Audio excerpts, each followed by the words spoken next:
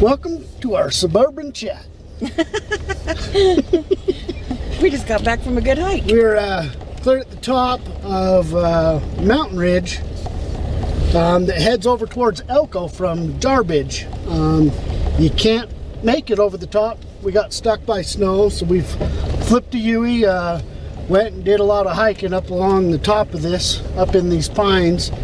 Got a lot of mushrooms and stuff, but kind of giving you an idea of some of the stuff that you have to deal with when you're the first one up a mountain road that's shut down for the winter.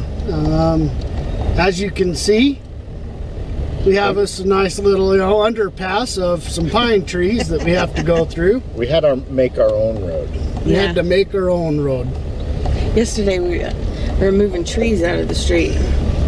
As you can tell, it's not just that, it's all sorts of other trees. But, hey, you do what you gotta do to get it done. But you'll notice all the way up this, trees have been blocking the road, so it's been very eventful. We were really hoping, we came up here first night we got here and got stuck because of snow. Made it through the trees, but got stuck with the snow, and gave it a couple days. We've had a couple days of 90-degree weather up here, and we made it probably another mile up the road. Another mile from the snow melting off, and then we hiked a few more miles up. Yep, and then hiked quite a ways up, but we did find some good tracks. Did find some good tracks. We had some very interesting tracks. We found 3 individuals I'd like to point out, and that's 20 months ago. They said it was 3 Bigfoot that ran them out of camp. To point something out, how we just mentioned that you can't go that other direction behind us because it was all snowed in and blocked in. We found dual trackways going this way, coming out of that area, coming out of the forest. So take it for what it is. I mean, they're melded out, they're not definitive or anything.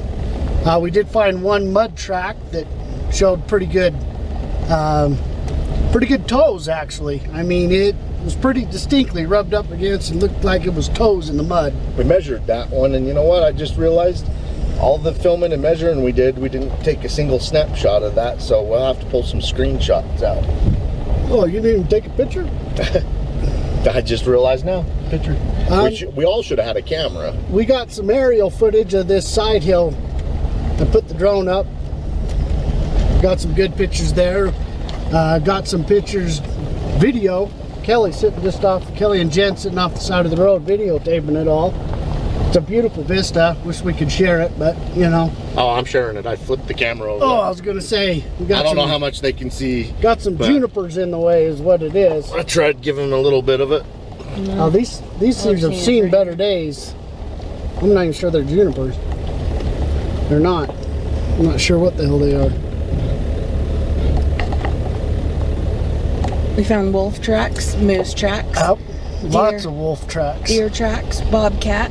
We filmed some deer last night.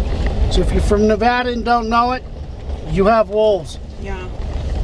Yeah, and it was a big pack, and it looked like they were tracking that wolf. I mean, the wolves were tracking the moose. One of the actual wolf prints was 5 inches across.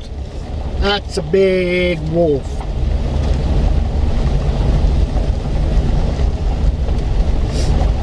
Lots of cat scat. Bobcat and mountain lion. We found an abandoned miners camp. That was neat. The shoes are so old that they are nailed together. They were nailed together shoes. Little tacks. And it wasn't a fix it up deal. These shoes were made by tacking these little smaller than penny nails. Yeah. It had he had his miner's pan and a washer's basin, a bunch of food cans. The place is called Tsawhawbitts by the Shoshone Indians, and that means cannibal giants, and they warned early settlers of a race of hairy giants that would kidnap or steal people and then eat them. And they avoided the area, and They suggested to settlers to avoid the area. Settlers struck gold here, and since gold was found just before the turn of the century until mining operations ended at one point in time. I think they started back up at one point in time during World War II. They had pulled out $25 million in just gold alone. That's not the silver that they pulled out of here. And anyway, we just found an ancient miners' camp. And Jenny pointed out a bunch of the artifacts inside the camp, and we considered it a historical location, so we didn't keep anything out of it, even though it's a bunch of old rusted out junk. It's historical value for the area, I believe, so we left behind every trinket of garbage that we found from this old mining camp. This is the elk trail right here. So it looks like. Right there. Going right straight up the embankment. Straight up. You know what else I like? You know, these big old pines and stuff. I love seeing the new growth. The little white tips on them all. You can Just eat gives those. it a unique look. You can eat Yeah, they're those. nice and soft. Yeah, if you're ever lost in the forest, you can eat those little tips that are light green. Mind you, you're Oh, only right going to here. find them this time of year. But yeah, right here. Those are edible. Those light green ones. Derek's gonna grab one and show the camera. I'm always the one. Do you want to eat it? Oh, I don't care. Wait. Go for it. Wait. Put What? it up close to the lens. Let's get a good look at that. It's really soft. Are you done? Yeah.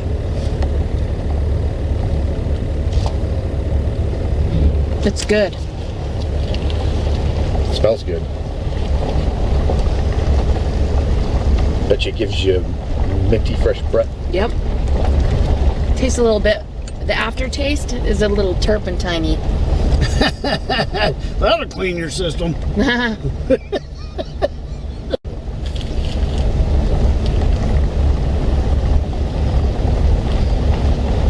I know what it was from now.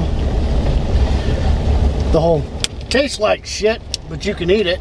Oh, It's Crocodile Dundee. that's right. The hot dog stand. Did he actually say shit? No, he has her No. out in the bush, and he feeds her something. He's like, Feature like a snake or a lizard or something. yeah, you can eat Steve it. Irwin? No, Oh. Crocodile Dundee, man. Oh, okay. Crocodile. Yeah, he's out there and he says, he feeds her some sort of wild bush meat, and she's like, you can eat this? And he's like, yeah, but it tastes like shit.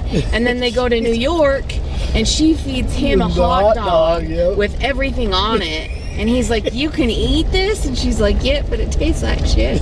Tastes like shit. You can eat it. There was a random tangent.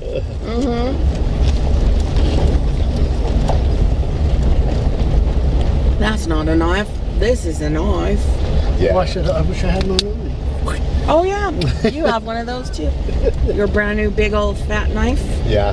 Thing's That machete. monstrous. It's a machete. It ain't a knife. What are they called? Bowie knives when they're that big? A Bowie knife.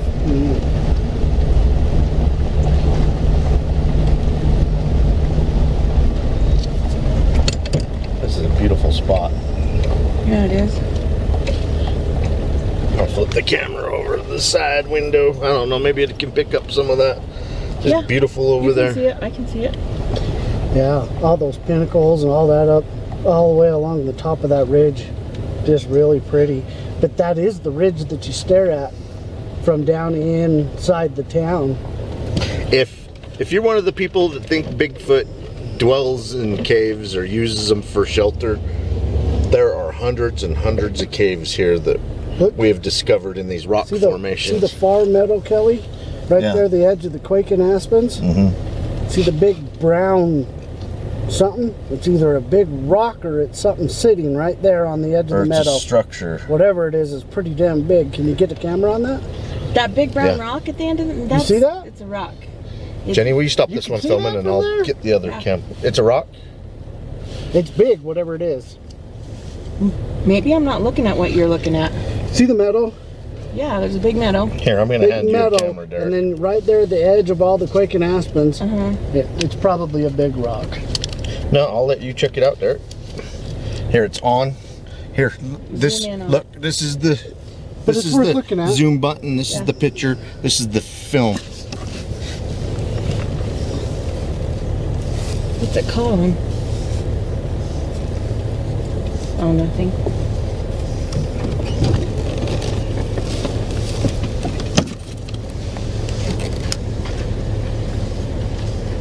I'm going to have to go with the rock. God, that is a beautiful view, man. I didn't realize we drove that much canyon. Yeah, I mean, that's a lot of canyon, Yeah. man. That's 40 miles, 50 miles. It's crazy. They say it's 70 from the major freeway. What was that? 93. I don't, yeah. It could absolutely be that long.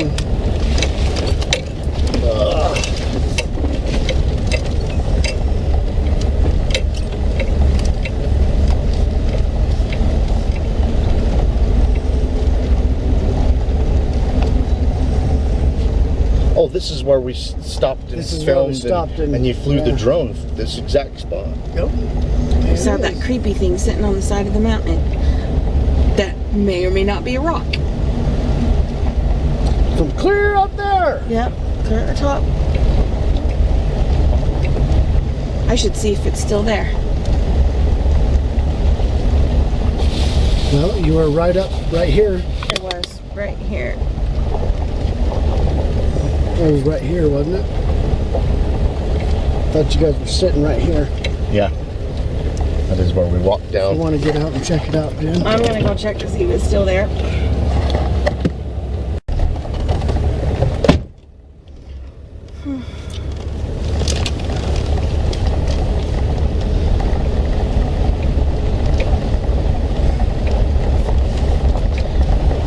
For how hot it is out here, there's sure still a lot of snow up there. Oh, it was Yeah. nice walking through the snow with the heat today. Just loved it. It was nice. It was nice being up on top. You know, we saw so many dang animals that crossed the snow intentionally because they didn't have to. And I was crossing it intentionally because it felt good on such a warm day. You know, that's exactly why they're crossing it. It's cooling them down. Nature's Probably- AC. Probably why we saw that 2 bedding spots down in Dry Fork. Can you see the snow up there? Yeah, can you get that, Kelly? Yeah, I want to see if it'll. You know, these peaks gotta be 14, I'm not sure. 12 to 14,000 feet. Yeah, at least 12, maybe more. Well, Jarbidge itself sits at 6,500. Yeah, In town. They're probably 12,000 foot peaks. We can look at a map. Their peaks have a bunch of cool names too. I believe they have it like a Matterhorn. They've got a Bear Gulch. What else was there? I don't know. I'm sorry, people of Jarbidge. I can't remember the names of all your peaks. Makes you feel any better. I couldn't name all the ones by my house either. I know Mount Ogden and Ben Lomond and Francis Farming. Peak, and the rest of them I have no clue.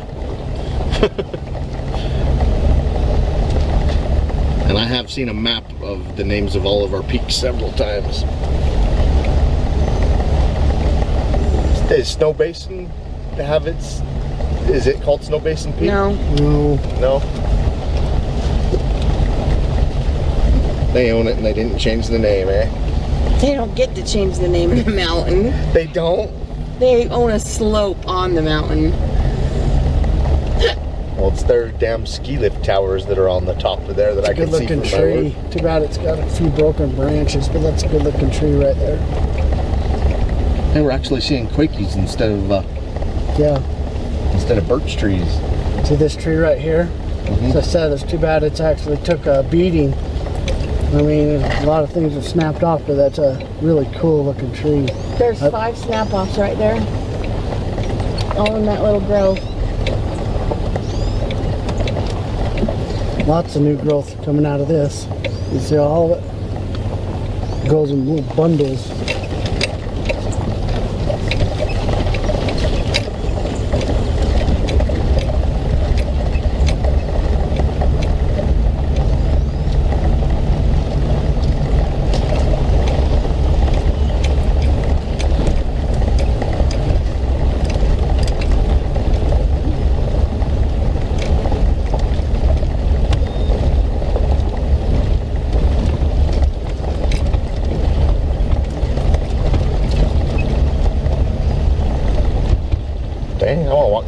snow. That was nice. Ah, the creek will be nice. Yeah. Creek's Colder than camping the right snow. next- colder than the snow. It's actually not a creek, it's Jarbidge River. that we're camping Yeah. next to. Yeah, fair enough. Yeah, depends on where you're from. You're back east. It's a creek, but where It's we a come creek, from, it's a it's a river. creek, it's a river. It is pretty. That was a great picture. You can see out the front, it's proof that Nevada has extremely beautiful mountains. Definitely not our Rocky Mountains, but they are pretty, for sure. We hiked up on the side of this mountain last night in the dark, all the way up to that right there. Well, we hiked down it in the dark. It was light when we went up. Yeah, it was mostly daylight when we hiked up it. I kept the fire going. And we found a footprint on that hike. Yeah, on the opposite side. We measured that one. Had a great mid-tarsal break going on. Man, that is straight down. It is. It's steep. No bueno. It is a very steep hill. If you're afraid of heights, don't look left. All right. Forced me to look left. I don't think they're going to be able to see anything from this position, Yeah, though. you can't see No. down that. But They it's, can't see the straight down.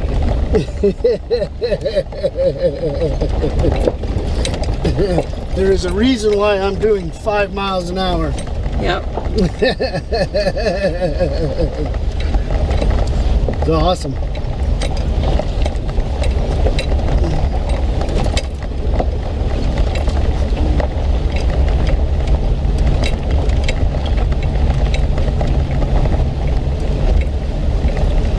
And we got some footage of a bunch of deer last night. And a mama and a baby. Got really cute.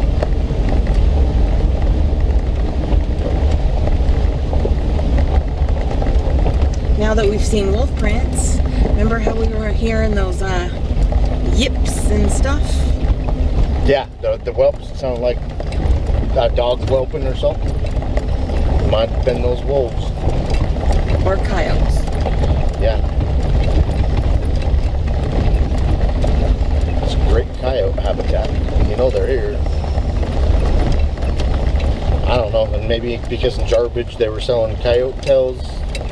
No, they weren't selling coyote tails. It They were was selling bobcat. bobcat tails. That's right. They were selling bobcat tails and And bobcat paws. You can buy them in the gift shop. By the way, there's only one gift shop. So if you come here, you will be able to find your animal parts real easy. And I would have to say, the inside of the Suburban is bigger than the inside of that gift shop. It's a wonderful gift shop, though. It is. Make sure you get a t-shirt. Yep. Yep. And some homemade jam. Yep. And if nobody's at the gift shop and it's not open, go to the cafe across the street. They know how to get a hold of everybody, and they can get anything open that you want to go to on every day. We don't know about Sunday, though. You might be SOL on Sunday. We don't know that yet. We're going to find out. I will have to say, I will give kudos to everybody of Jarbidge. They have been absolutely wonderful people here. They're so sweet and nice and Yeah, friendly. it is a wonderful town of people. Very hospitable. And if you have a chance, prime rib or the ribeye on Saturday night, it's worth your time. They also have a wonderful breakfast. Most of the food is handmade, including the ice cream. They make the ice cream. They had the best, what is that called? Hash? Yeah, they had corned beef and Corned hash beef that and was hash. homemade. It did look really good. I was a little bit jealous. It's wonderful. But the country fried steak was awesome. We could eat there tomorrow after we pack up. We just have to make it through pack up. That's gonna take a chore. You want to make it through pack up before breakfast? I doubt that's going to happen. Well, I'm just saying, yeah, I mean, We got to let tents. We got to let tents get some sunlight and get the dew off of them before we put them away. Didn't they say they cut off breakfast at 11? Yes. so we were pushing it the other day. She Yes. gave us a hard time when we finally ordered. When we ordered, she goes, Oh, that's right. technically, She did it's say past that. 11. You know? Can't have it now. I remember her saying that. And she gave us all these breakfast options and then walked away. And comes back and she's like, you guys just missed breakfast. They're awesome. They're wonderful people here. I appreciated breakfast because I didn't have to cook it. Apparently, it's not for the faint of heart either, because we had some streakers. Oh my gosh, yes! Some weirdos, 5 or 6 of them, came out into the middle of the wilderness thinking that they were gonna be all alone. But Somebody from town seen them streaking. they were hanging out in the forest naked. You know what, though? He didn't take a picture or a video, so I don't believe him. It's a fish story. I think he made that up. It's a fish story. I have to see that for myself to believe it. I believe it. Back in high school, back there for the best club, we were out there river rafting, and we come across a bunch of people, naked kayakers, man. No way. Bull crap! I'm telling you, straight up, man. Man. Naked kayakers. What the Good hell? hell? On a school activity. You never know what you're going to learn at school. You were on a school deal? It was a school activity, man. Oh, I bet you teachers were crapping. Yeah. Mr. Stewart, he's a good guy. He's all good. Oh, he's the psychologist teacher. Yeah, he's a good guy. I liked him. Absolutely. He reminded me of Danny DeVito. Really? Yeah. Bigger version, but He's not very much bigger. he's a lot cooler by far, man. He was. Really? He was a great teacher, man. I didn't take his class. I was in the best club, so he took us skiing all the time. Yep. That's when I would get to see him. Oh, and we'd go $5 ski nights. We'd go do puppet shows at the elementary school for him, or he ran the program, the DARE program. Building esteem in students and teens. That's what it stood for. Best club. When you get We're almost down. When you get close to one of these white plants on the side of the road, What are these? yeah, come on, I want to take a picture. Sure. Okay. That's good.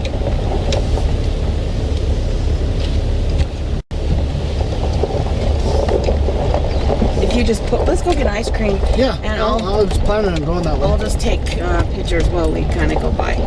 Okay, right here.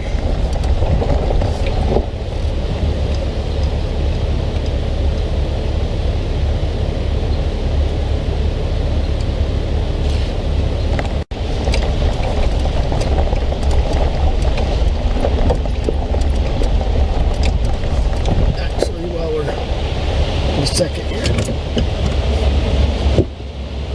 Getting it on a 4-wheel drive. There's Derek's mascot, Tame. A little Sasquatch sitting there. Hi. Oh, he growls.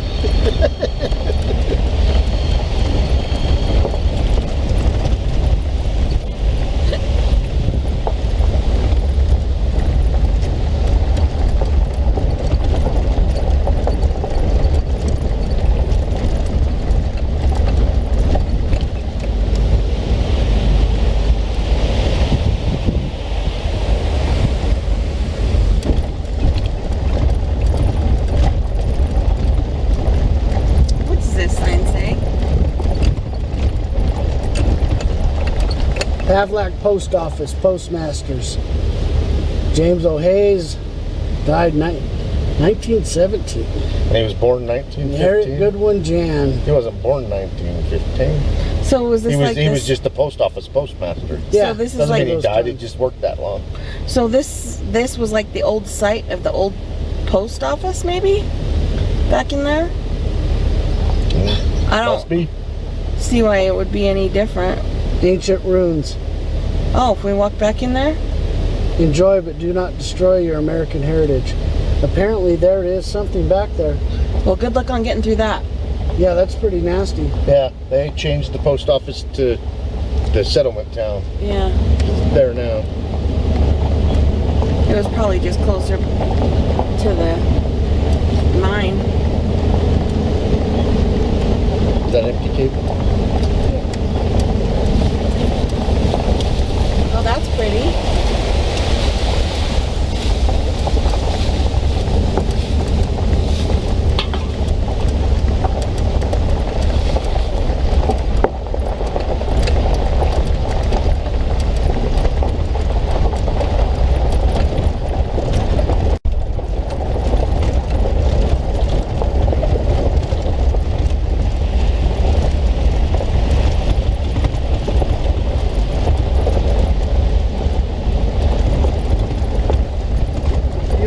Going into town? Yeah, Yeah, absolutely. I believe we could end this video by driving into town. That'd be perfect.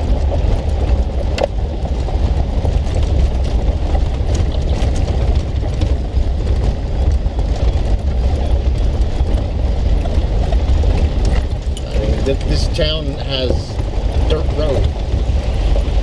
It's, I don't know, I keep saying it's a living ghost town. A town that somehow evaded being a ghost town, even though it's a really modern day Westerner. Yeah, it's the old West here. Well, other than the side-by-sides and the trucks. Yeah, people have side-by-sides instead of horses.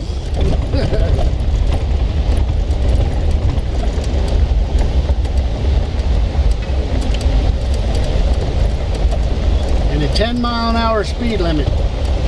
And by the way, I just want to point out, one of the ranchers from around here, he had a Bigfoot sighting the direction we're going now. Just before he got into the town of Jarbidge, the Bigfoot ran across the road. So we're pretty much driving through a Bigfoot sighting location right now.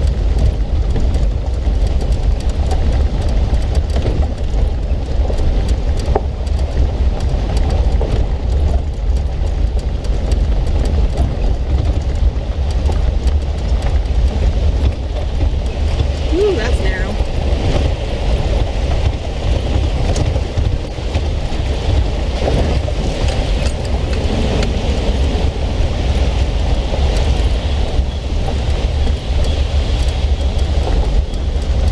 Noisy bird.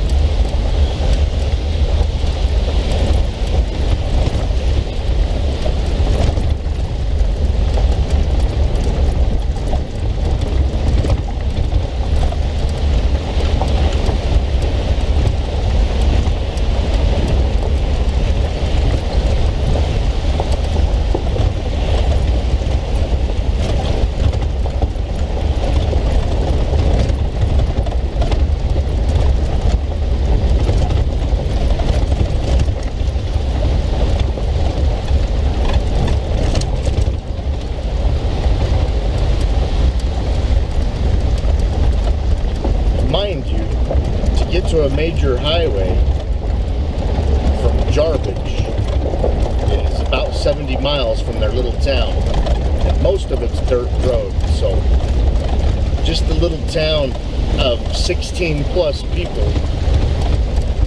I don't know if that's a joke, but that's what they have their population sign is, 16 plus or minus. I would think it's 16 current residents that are full-time and the rest are seasonal. But they're in a very remote place.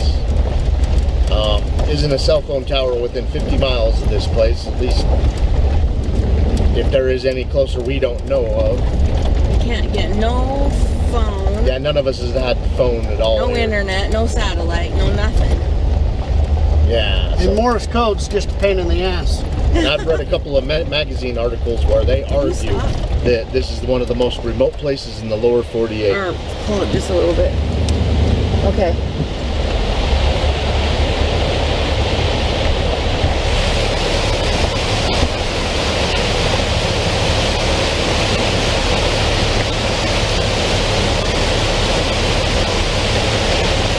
I'm just taking pictures. You can keep talking.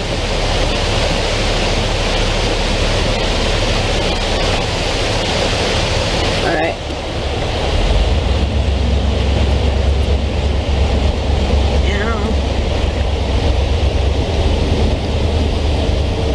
I further have hurt myself, my tailbone, and my wrist feels like it's sprained. When you fell down last night on slipping on those rocks? No, today when I fell down up on the mountain.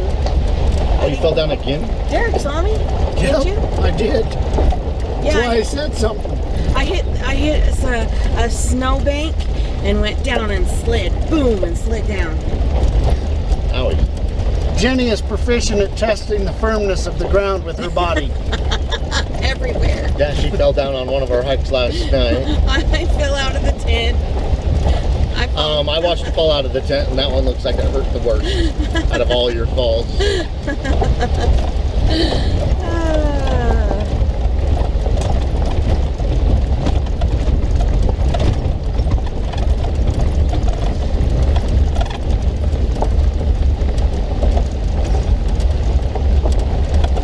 I knew when you fell out of the tent it hurt because it took a long time for you to get up.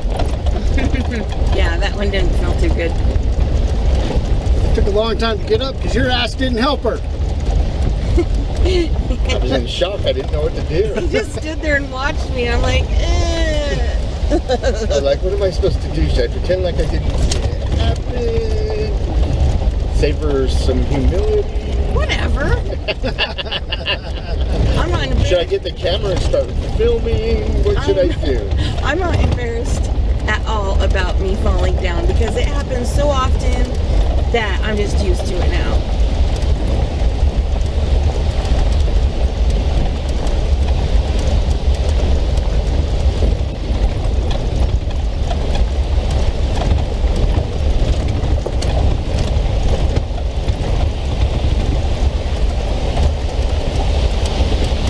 Horn Gulch. That's pretty.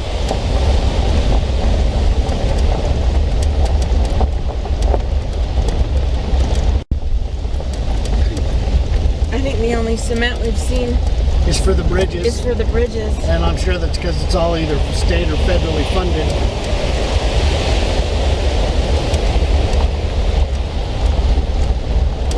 And we're coming into town. Yeah.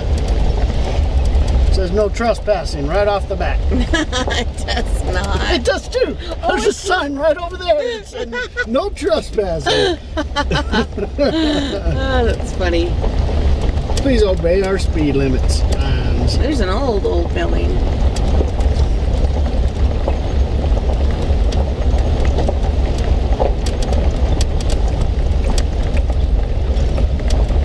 It's a quiet little I town. love their little bears. The little bears that they got They're right cute. there. Here's a local resident.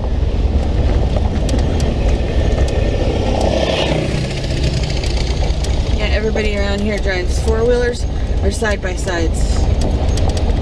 They actually have vehicles to get out of town, but they don't drive them around town. And I think they just rent the sheriff's truck to make it look official because it's not moved yet. Whole time. Well, he can walk town Yeah, he can walk town. or side-by-side town. Maybe this is him.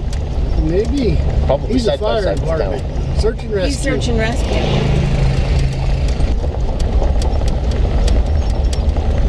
Oh,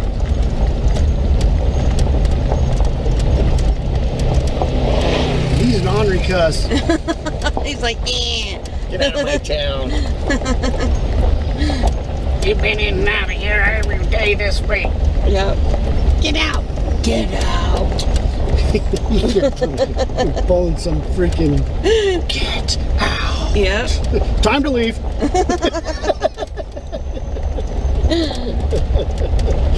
Not sticking around another minute.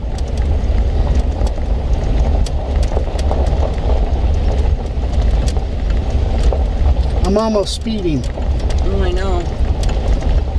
You're almost going 11. Yeah, I'm almost speeding. Almost looks like an animal control vehicle. Welcome to the mountains. The little sign on the side that says, we're going to get a mouthful of dust here. Can't be afraid. There's your gas station. Oh, yeah, right there. Got 2 pumps. Yep, and it's self-serve. Don't walk in. Local, it's a residence, so Oh, there's the don't walk gift into shop. the gas The station. lights See? are on. It's smaller than Derek's Suburban. Right there. They are open today. They are. Wow. Woo! All right, well, keep on watching. We're gonna keep on watching. Got to show them that because we just saw it from the top. Oh, we were up staring there. at the side. Want me to go to the end of the road?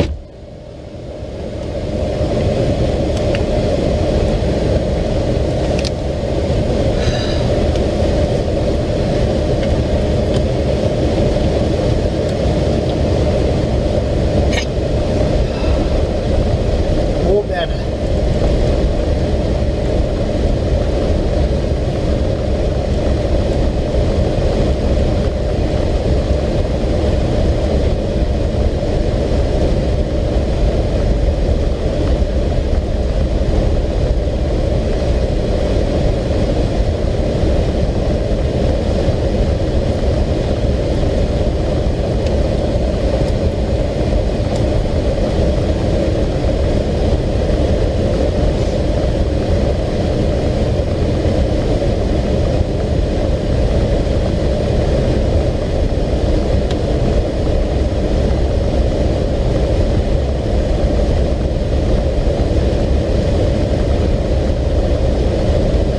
Really like that shed.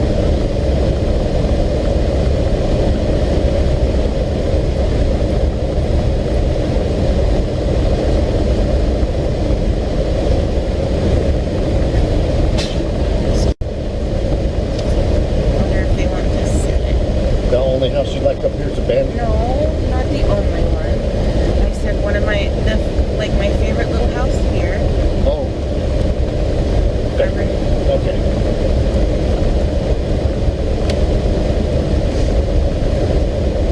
This one right here is for sale.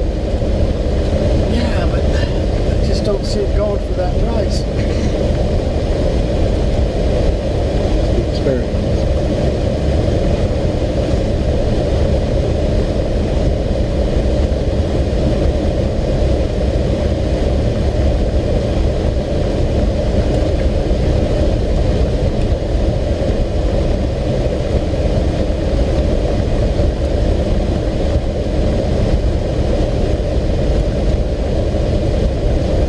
Check that out. I know, I saw that. That's definitely smaller than the Suburban. It's smaller than my tough shed at home.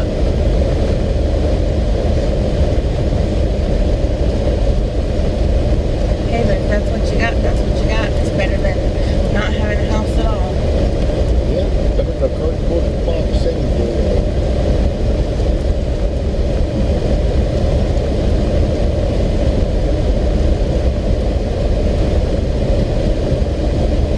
Poor windows. Bugged to death.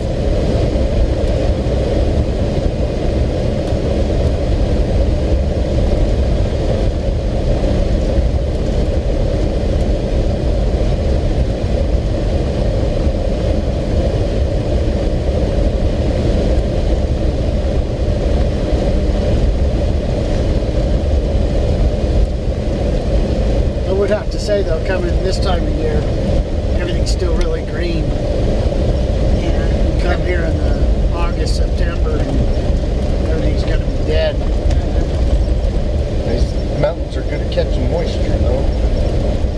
Yep.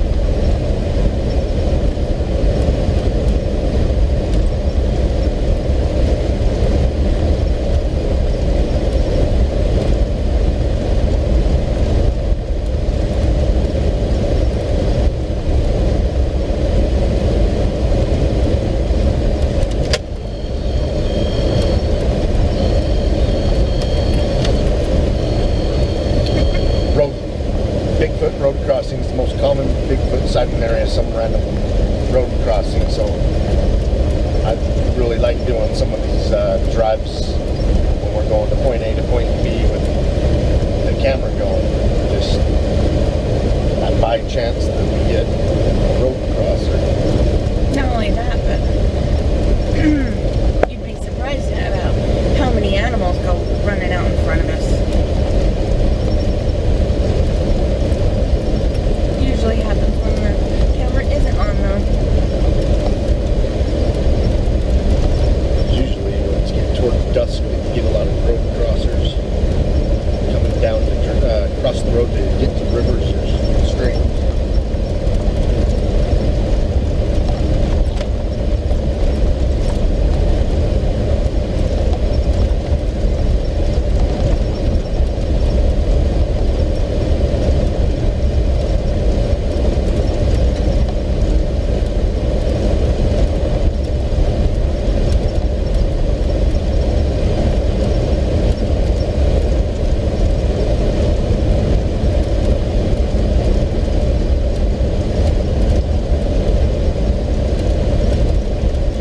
Caves everywhere.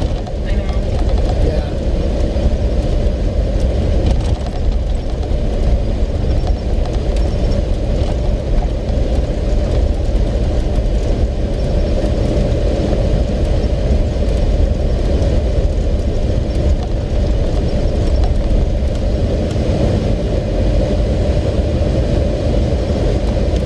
I'd have liked to see the bridges that were here prior to them modernizing them. They're wooden. Wood bridges Yeah. and stuff. Like the one to my cabin. They're similar. All rickety.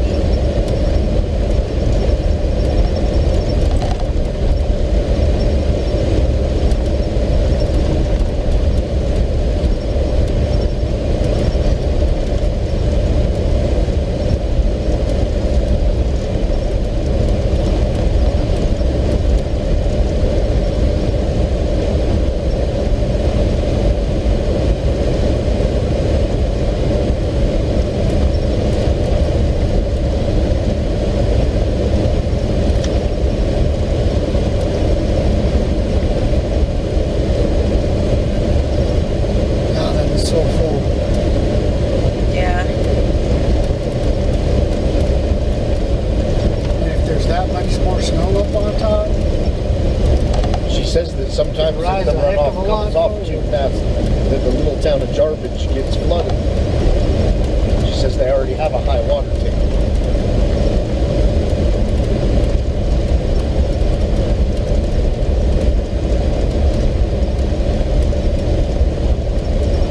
well, then it needs to hit a cold spell then. Because this type of heat, it's not going to slow anything down.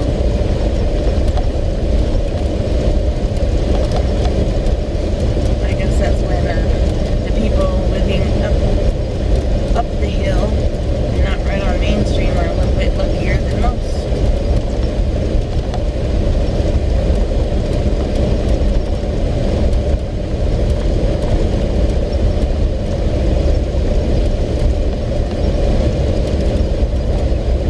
It's cold.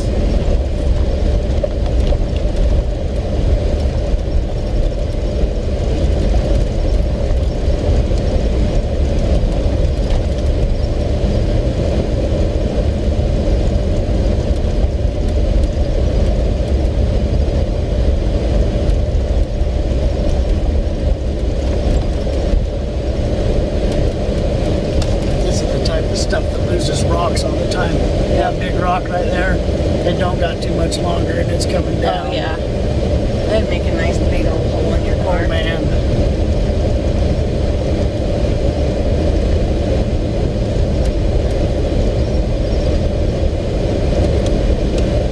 Oh, there's a mosquito cesspool. Mhm.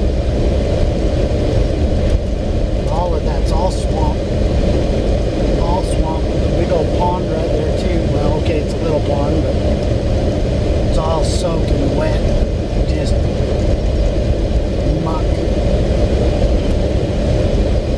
Oh bueno.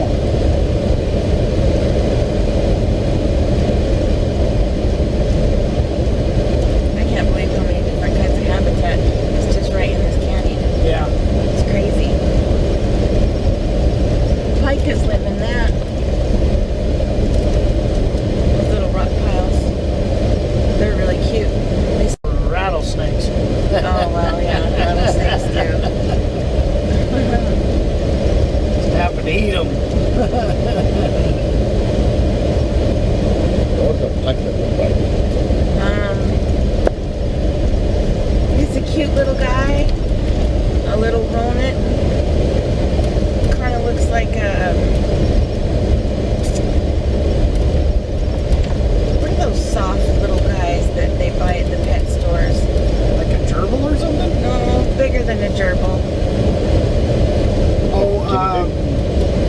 What'd you say? Guinea pig. Bigger than a guinea pig. Oh, we're talking. The soft ones that everybody wants. Chinchilla. Chinchillas. I think they kind of look like chinchillas, but they don't have a long, weird little fluffy tail. I don't know. They're cute though. I think they're cute. Some people would probably think, ew, a rodent. But I think they're cute.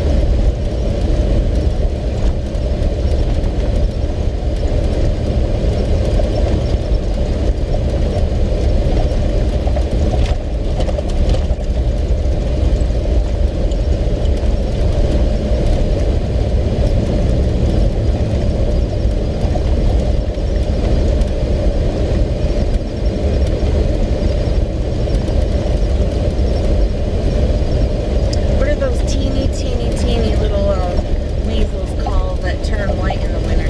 A ferret? No, smaller than a ferret. Mink. Smaller than a mink. The ones that are just like this big. Weasel. Yeah, the little teeny weasels. They're darling.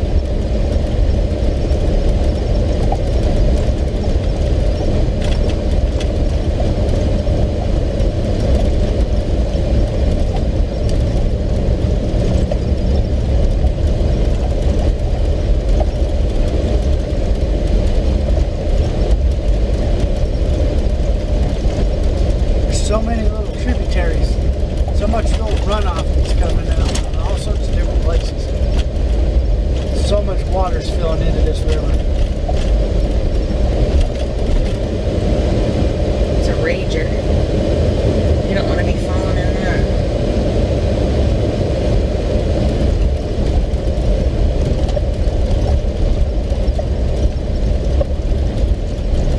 Yeah, you usually don't see a steep sign with the cars actually shooting off into space like that. It's going straight up and down. Yeah. Yeah, they're really trying to get the point across. That's hilarious. And I've been on a hell of a lot worse. Me too. Oh, that cracks me up. I guess I've just never been to the Rockies. Been on some roads that definitely curl your freaking hair, man.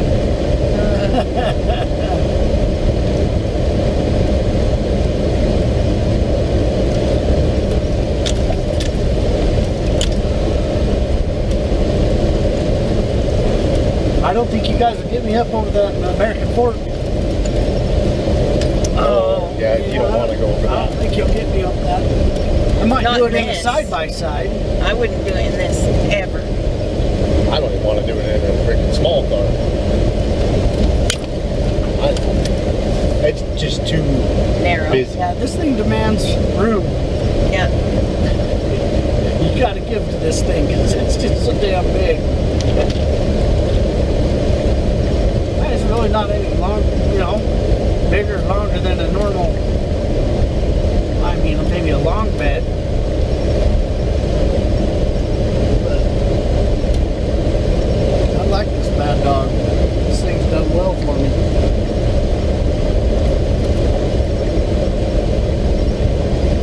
Sweet little baby.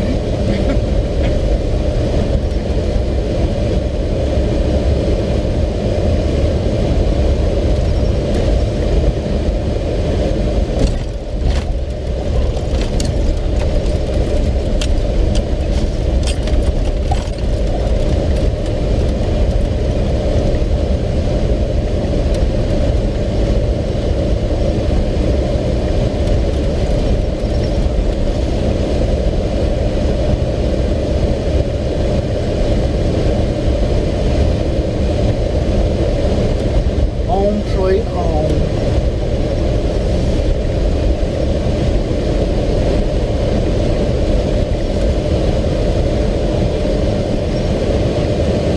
Thanks for watching.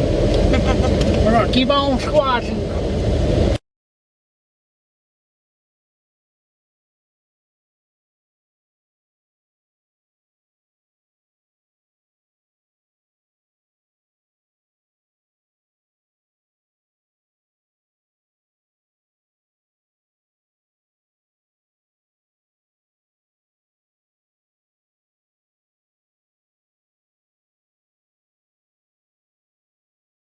doing a little prep work. We're going camping in Jarbidge, Nevada. And I really don't want to cut up a bunch of vegetables with the wind blowing and the bugs flying around me. And it's just a lot easier, a lot quicker if you prep up your vegetables that you're going to be using. On this particular trip, we're going to be making Denver omelets, so I'm cutting up onions for that. I'm going to make 2 different hobo dinners, 1 chicken and 1 beef. Onions go in both of those. So get them all cut up at the same time, saves you a lot of time. If you have one of these handy choppers, it's even better. You get nice chopped onions. You can get them pretty much anywhere in a cooking store. And then I like to put mine in little baggies to keep the smell out of the cooler. For each meal, you can even label them with a Sharpie. Denver omelet, hobo dinner, chicken, Dutch oven, whatever you want to put on there. And then everything's already prepped and done for you when you're out there at the campsite. And to get your onions in, after you get the onions in the bag, you want to get them airtight so they don't turn an ugly color and get wilted. Just roll your bag out, press it a little bit, and zip it up. And that way you get airtight onions. One good thing that we like to eat when we're camping is Denver omelets. And how we make them is onions, green peppers, and ham with eggs and cheese. But because of limited space, you don't know where exactly you're going to camp. You don't know if you're going to have any workstation. You don't know how much water you're going to have. So I like to do the prep work at home. And on my peppers, I like to get all of the white off and all of the seeds out. And just have the nice dark green flesh of the pepper, so you don't have any bitter or any flat spots.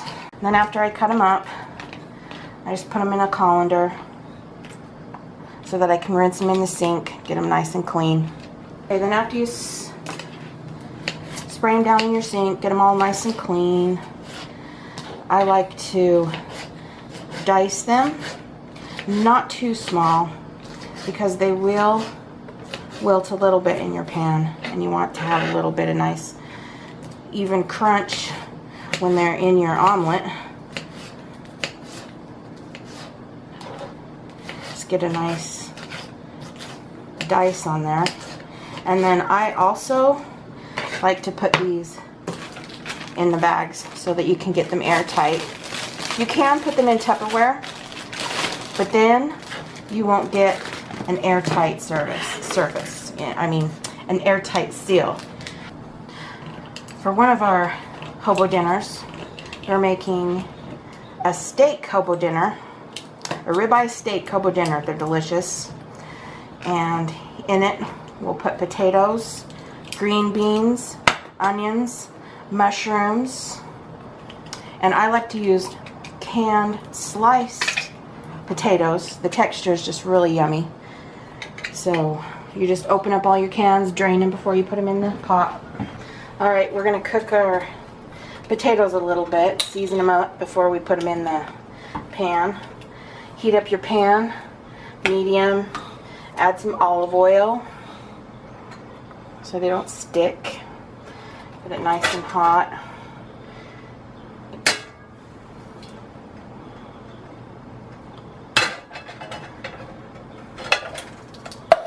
And we are cooking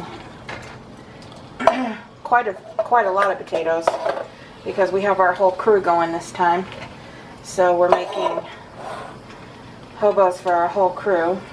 Is this just one meal, Jenny? This one? Yeah, are you cooking those just for one meal? Yeah, this is going to be for the ribeye steak hobo dinners.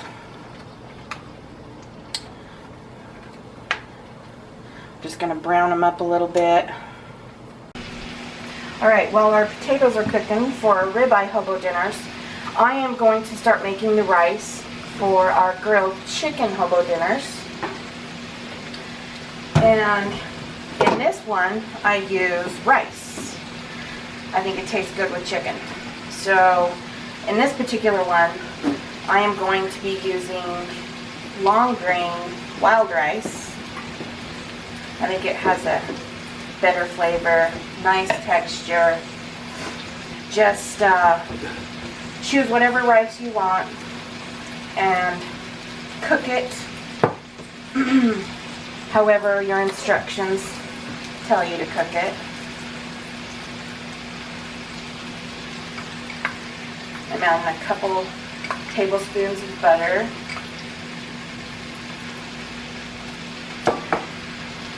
And some parsley, garlic powder, onion powder, chicken bouillon, and parsley. Makes a really good flavor. You just need to bring that I'm going to bring mine to a boil. And after that, I'll cover it and let it simmer for about 30 minutes. Our rice is to a boil.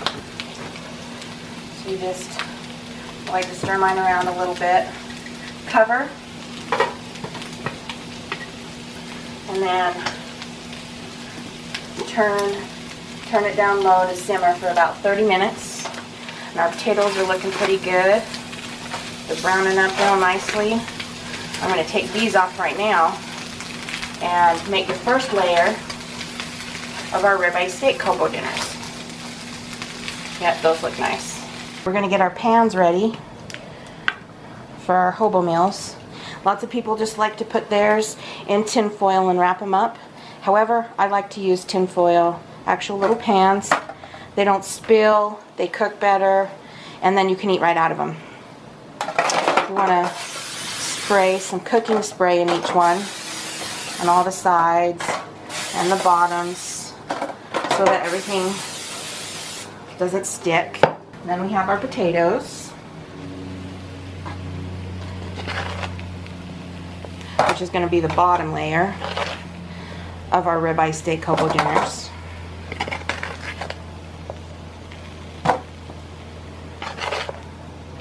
Line the bottom of the pans with your golden cooked potatoes that are nice and seasoned.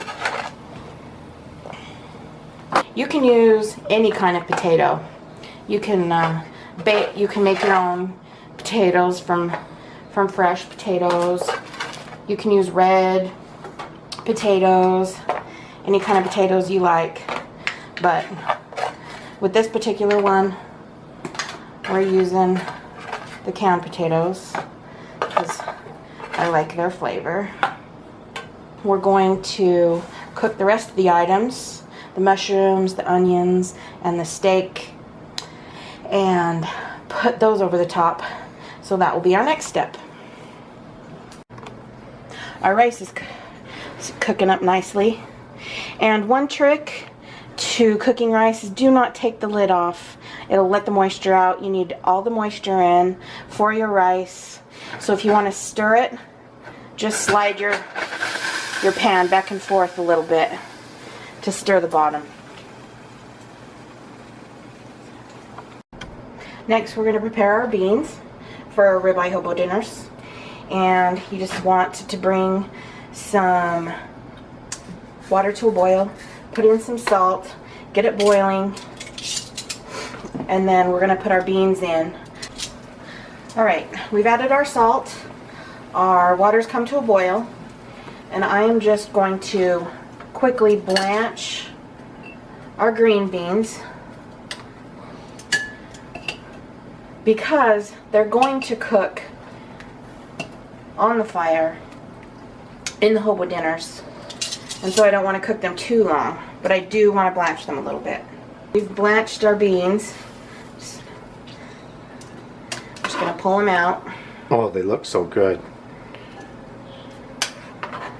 I like fresh beans. Oh yeah, me too. I mean, you can use canned beans, that's just fine. Oh no, we're not using canned beans. No, I said you can. They can use. Oh yeah, you can, but we're not. No. because we're making ribeye hobo dinners. We want some fresh green beans in there. I don't care what we're making. We're getting fresh green beans. Yeah. All right, our rice is done. It looks really nice. And this is for our grilled chicken hobo dinners. We're just going to line the bottom of our greased pans with our long grain wild rice, which tastes really good in these meals. And again, you can use any rice that you want. We're going to grill our chicken, and first we're going to season them. And these are the seasons that I prefer. Just a little bit of onion powder and garlic powder. And then we're going to put some parsley on here. Makes the chicken really pretty. And then on the other side, we're just going to put salt and pepper. I like to season everything really well because it is going to be inside a hobo dinner with soup. So if you don't season it really well, it'll tame it right down. Move the chicken onto the grill. All right. Put a little olive oil on there.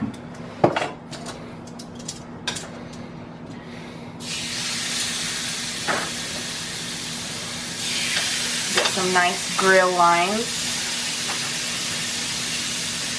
before we cut up our chicken and put it in a hobo pan. And I'm just going to cook them on both sides for a couple of minutes. Get some nice color, but not cook all the way through because it's going to finish cooking in the hobo pan. Chicken's been cooking for a while. You can see around the edges it's starting to turn white everywhere. So we're going to flip these. Get a nice sear on the other side.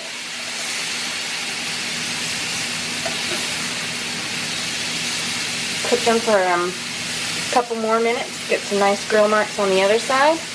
And then we'll take them off. Our chicken's done grilling. I'm going to take it off the grill and let it sit for a minute so I can actually touch the chicken to cut it. I want to let it cool down a little bit. Nice grill marks. You want to just cook it to the point where it needs probably a little bit more cooking before you put it in your hobo stew because you are going to be reheating it over the fire. We've let our chicken set. It's cooled down. We can cut them up. Drained off some of the grease.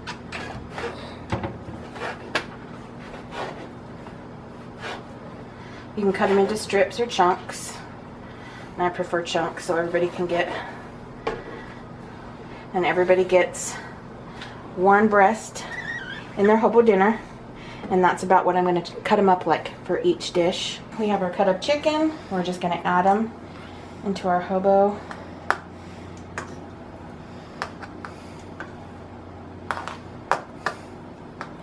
Just like that. We do our onions right now. I like to put a little bit of olive oil in the pan.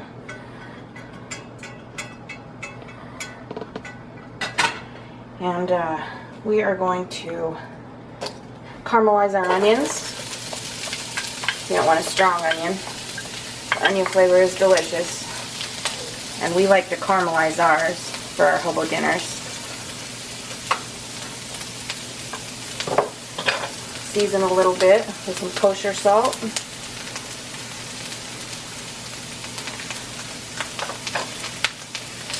Make sure everything gets nicely coated with the olive oil.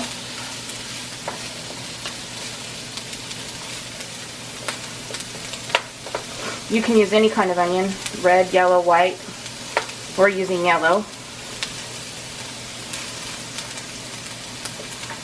Then we're just going to cook that down nicely. And come back in a minute. Onions are almost cooked down, and I'm going to add some fresh garlic. I want to add that in just a little bit later because you don't want to burn your garlic with a bitter taste.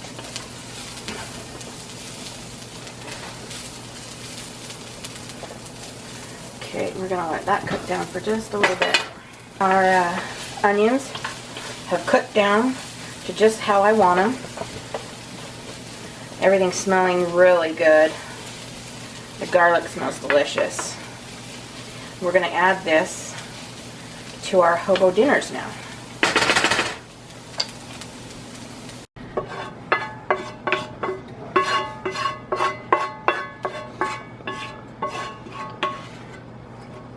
We're going to be adding our onions and garlic to the tops of our grilled chicken hobo dinners. Right on top of the chicken. Not too much. You don't want too much of that flavor in there. Don't want it to overpower everything. We are going to cook our mushrooms for both our chicken and our ribeye hobos. We're going to get them all cooked down nicely. You can use any kind of mushroom you want. I'm using baby bellas because those are my favorite.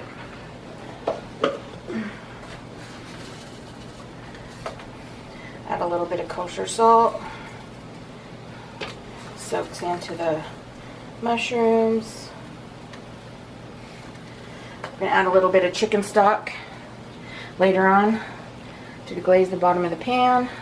We're just going to let those cook down. Our mushrooms are coming along nicely.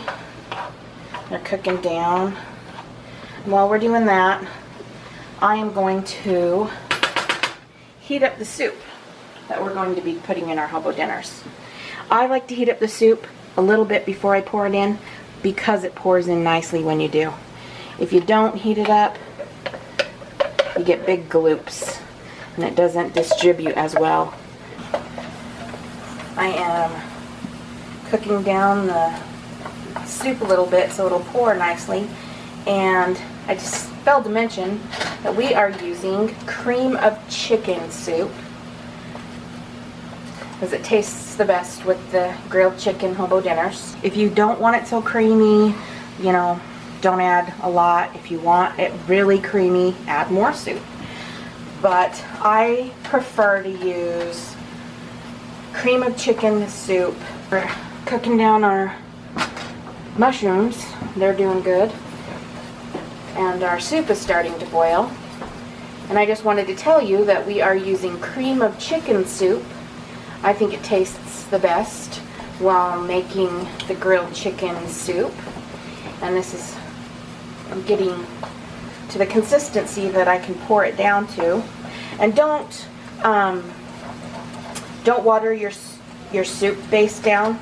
We're just going to use the cream of chicken soup just as is. Don't add milk or water to it because we want it more like a gravy to pour on top. I'm going to add a tablespoon of butter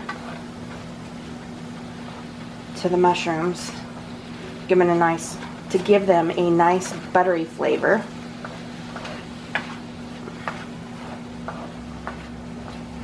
I think it makes the mushrooms taste a lot better. Salt and butter. The good things in life. Our mushrooms are all nicely cooked. I'm going to take those off the heat, put them in the pan, and we add them to our hobo dinner. Those look good. Add our mushrooms on top of the rice, the chicken, the onions, the garlic.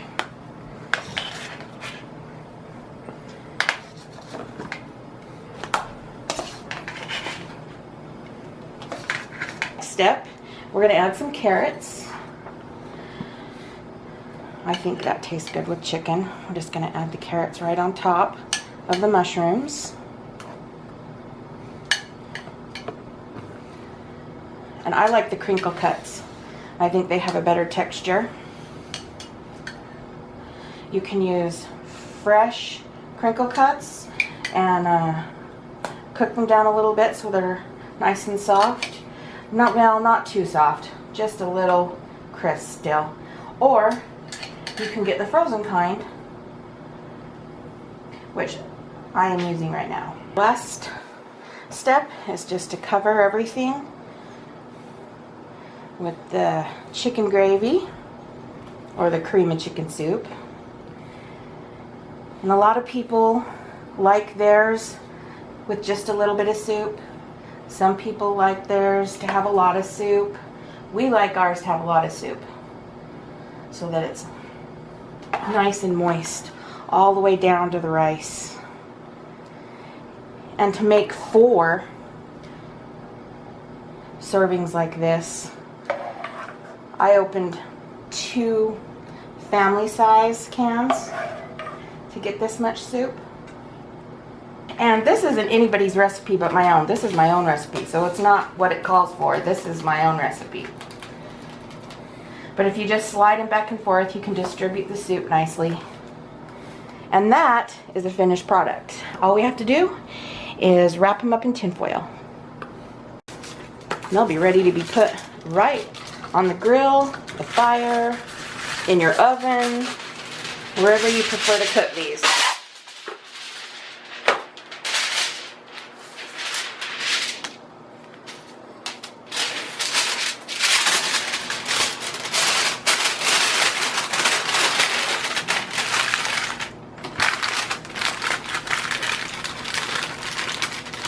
Get a nice seal all the way around. If you want to double up, double up.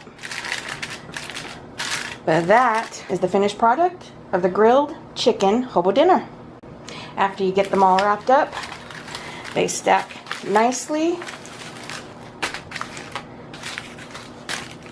right in your cooler, ready to be cooked. We are finishing up making the rest of our hobo meals, and we are going to be cooking up our ribeyes now. I'm just going to season those up, and today I am using Cabela's steak rub. Tried it before. It's pretty tasty. I like it, so that's what we're going to be using today before we put our meat on the grill. We are going to finish putting our ribeye steak hobo dinners together. And we have our potatoes in our little pans. And I am going to add the onion and the garlic to the top of the potatoes. Then we're going to add our mushrooms on top of the potatoes, onions, and garlic. We are going to start grilling our ribeye. Give it a nice sear on the meat. Trap all those yummy juices inside.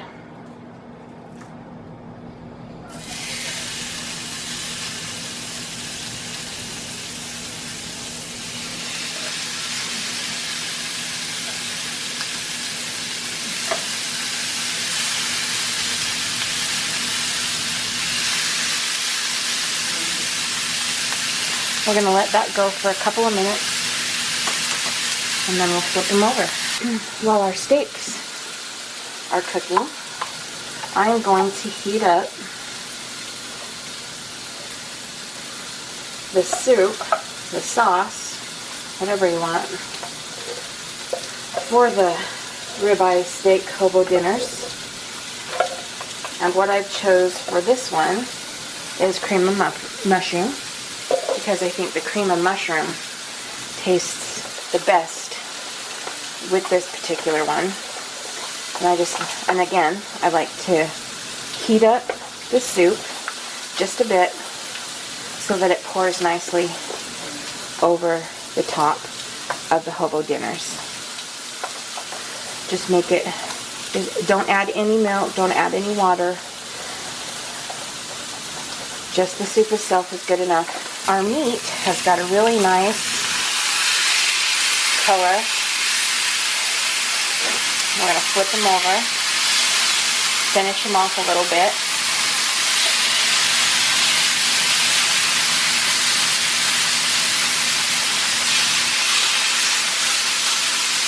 But I wouldn't cook them too much because, again, they are going to heat a little bit while you cook them on open flame. Pulled the steaks off. Now I'm just going to check on the soup and see how it's getting a little bit creamier than when it was cold, which will make it a lot easier for us to pour into the pans. We are going to cut up our steaks so that there's bite-sized pieces.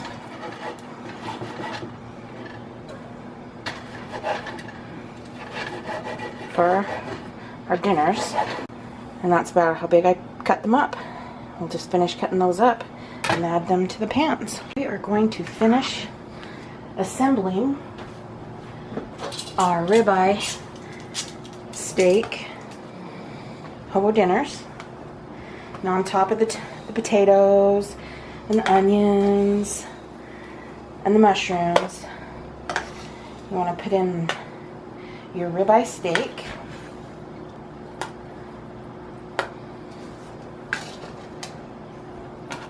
And you can use any kind of meat that you would like. On top of that, we are going to put our blanched beans. We've got all our ingredients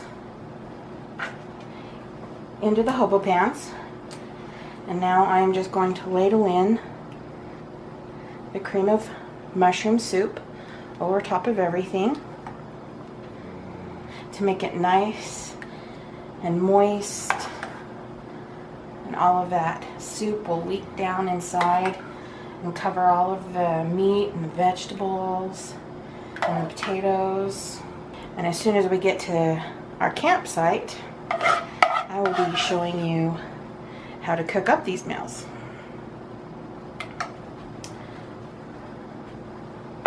So once all your soup is in here, just shift it around a little bit and get it nice and smooth all over the top.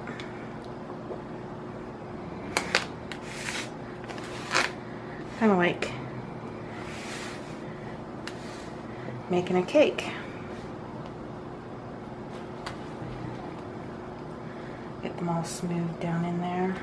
And that is how you make a ribeye hobo dinner.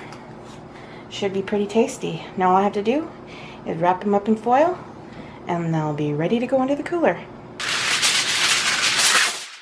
Make sure you use a tough tin foil. You don't want to use cheap tin foil or it will not work out great for you. It'll burn right through and I won't do such a good job holding everything in.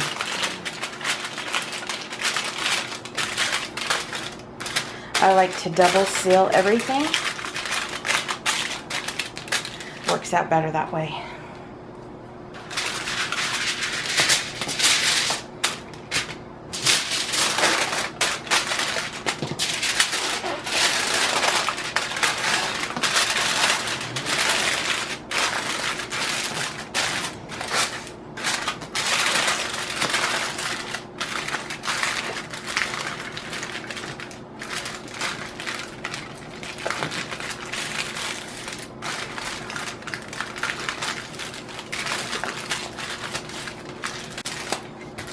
And there are all 4 dinners ready to go. Easy to stack. Fits nicely in the cooler. All 4 ready. They're all ready to stack and put in the cooler. Fit nicely inside. We're up camping, and here's our chicken hobo dinners. They're going to be super delicious. And our campsite that we chose. This is our campsite. There's my little kitchen area right here. And our camp and our tents.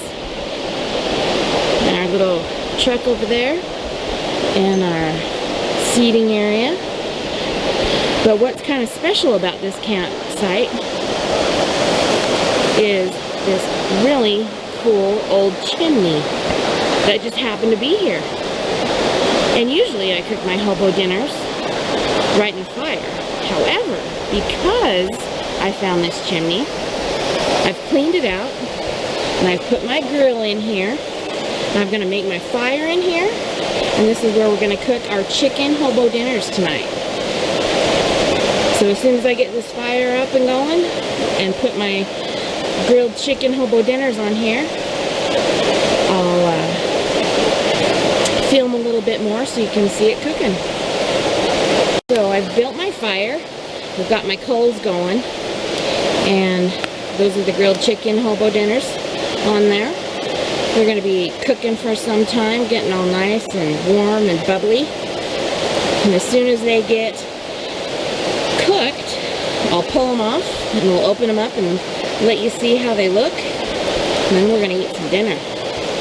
We're about ready to pull off. We're going to go check and see if one of these is ready.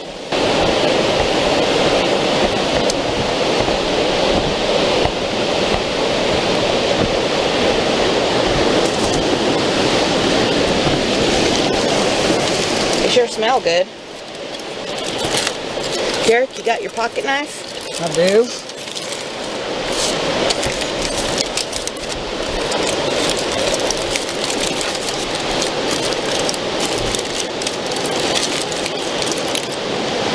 Want me to slice it? Yep.